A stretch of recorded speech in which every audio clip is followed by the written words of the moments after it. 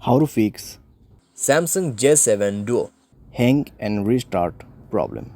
नमस्कार दोस्तों, स्वागत है आप सभी का तिकराज यूट्यूब चैनल पर। तो दोस्तों, आज की इस वीडियो पर मैं आपको बताऊंगा कि कैसे आप जो है अपने सैमसंग के डिवाइस पर हैंग और रीस्टार्ट प्रॉब्लम सॉल्व कैसे कर सकते हैं। यहाँ पे दोस्तों क्या होता है, जब हमारे डिवाइस ठीक है हैंग हो जाते हैं तो वो अपने आप रिस्टार्ट हो जाते हैं। ठीक है, इस तरीके का प्रॉब्लम है ये। तो अगर दोस्तों आपकी जो डिवाइस है, ठीक है सैमसंग का, वो भी अगर हैंग हो जाते, हैंग होने के बाद अपने आप रिस्टार्ट भी हो जाते, तो ये किस तरीके का प्रॉब्लम है, ठीक है, और आपको कैसे ये प्रॉब्लम फिक्स करना होगा, आज के इस वीडियो पर मैं आपको सॉल्यूशन बताने वाला हूँ। वीडियो को अंत तक देखिए, जो भी सॉल्यूशन मैं आपको बताऊँगा उसको फॉलो करें, आपका प्रॉब्लम सॉल्व हो जाएगा। ठीक है, वीडियो शुरू करने से पहले दोस्तों, अगर आपने चैनल को सब्सक्राइब नहीं किया है तो सब्सक्राइब करते हुए बेल आइकन को क्लिक करें।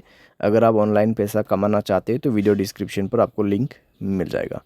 किसी भी प्रॉब्लम के रिगार्डिंग पर आप हमें ट्विटर पर फॉलो करके मैसेज करें।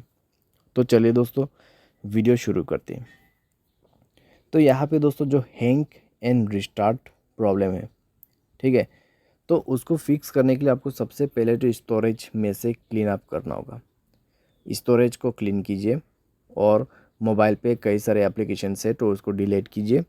ठीक है, बहुत बड़ा एप्लीकेशंस आप यूज़ करते हैं तो उसका डेटा को क्लियर करके यूज़ कीजिए। इससे आपका जो रैम है वो खाली होगा।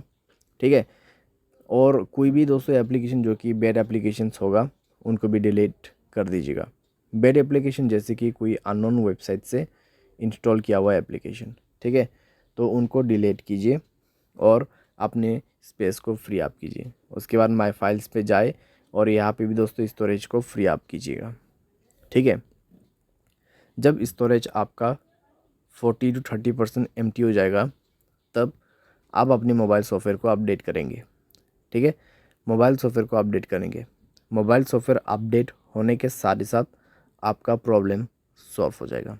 ठीक है, तो हैंग और रिस्टार्ट का जो इशू है आप इसी तरीके से फिक्स कर सकते हैं। तो ये सॉल्यूशन को आप फॉलो करके देखिए, प्रॉब्लम सॉल्व हो जाना चाहिए। अगर सॉल्व हो जाता है तो अच्छी बात है।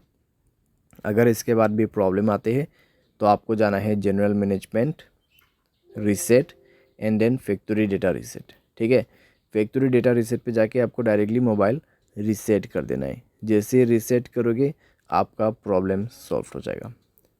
तो इस तरीके से दोस्तों आप अपने हैंग एंड रिस्टार्ट प्रॉब्लम को फिक्स कर सकते हैं। तो जितना भी मैंने आपको सॉल्यूशन बताया दोस्तों, उसी को फॉलो कीजिएगा तो आपका प्रॉब्लम सॉल्व हो जाएगा। आपको कोई भी दिक्कतें बाद में नहीं होगा।